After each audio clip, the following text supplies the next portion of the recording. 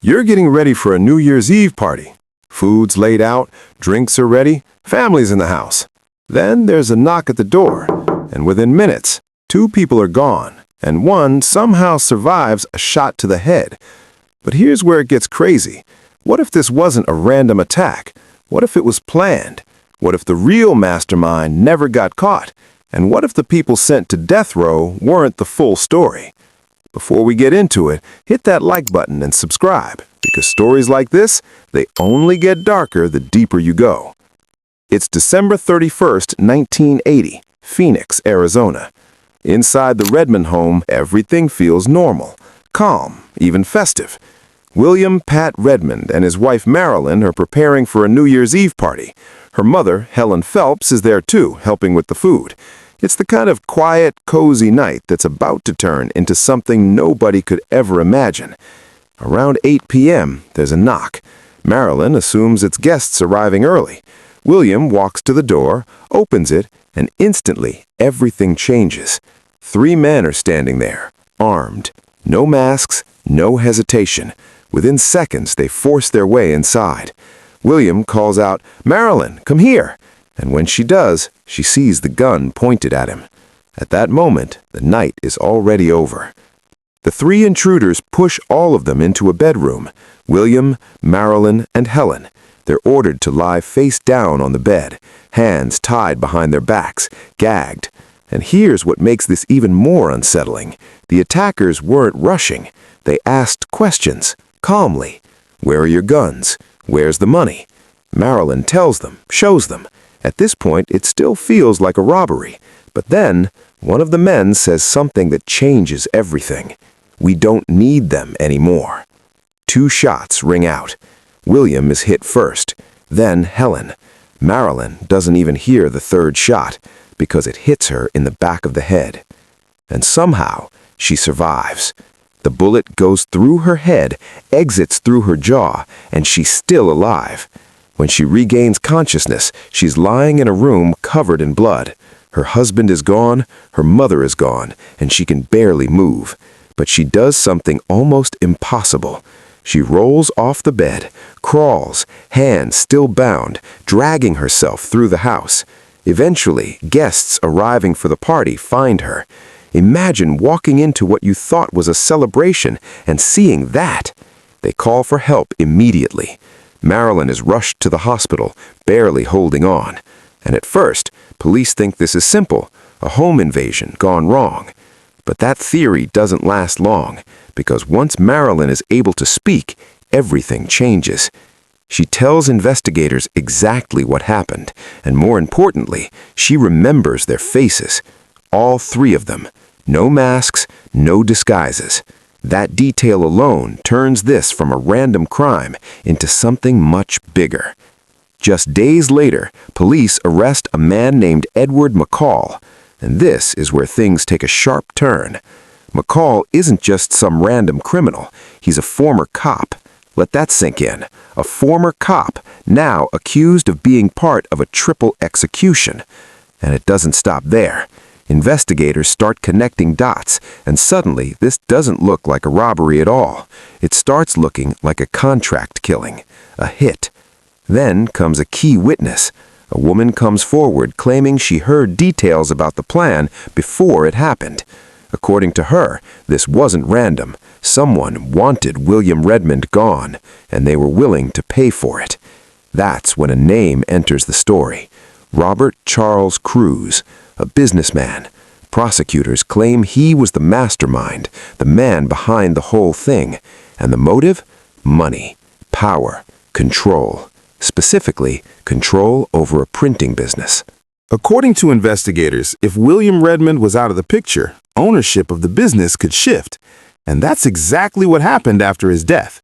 So now, the case isn't just about 3 gunmen, it's about a possible conspiracy. And it gets even more complicated because another name gets pulled in, Joyce Lukezic, the wife of William's business partner. Now suddenly, this looks like an inside job. Multiple arrests are made. McCall isn't alone. 2 other men, William Bracey and Murray Hooper, are identified as the other intruders. All 3 are eventually sentenced to death. Case closed, right? Not even close, because the deeper this goes, the messier it gets. Robert Cruz is also convicted, sentenced to death. Joyce Lukezic found guilty too. But here's the problem. The case against them is shaky, very shaky. A lot of it relies on one key witness, a man who got immunity in exchange for his testimony. And people start asking questions. Was the evidence solid, or was this built on unreliable statements? Then everything begins to fall apart.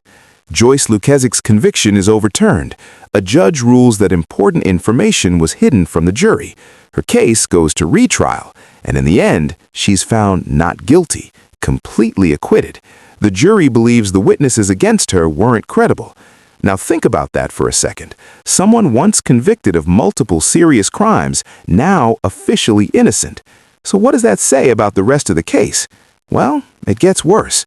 Robert Cruz, his conviction is overturned too. Not once, not twice, multiple times. He's retried again and again and again. 5 trials in total. That's almost unheard of. And after spending 14 years on death row, the final verdict comes in. Not guilty. He walks free. So now we have a massive problem. 2 people accused of orchestrating the murders, both cleared, both out.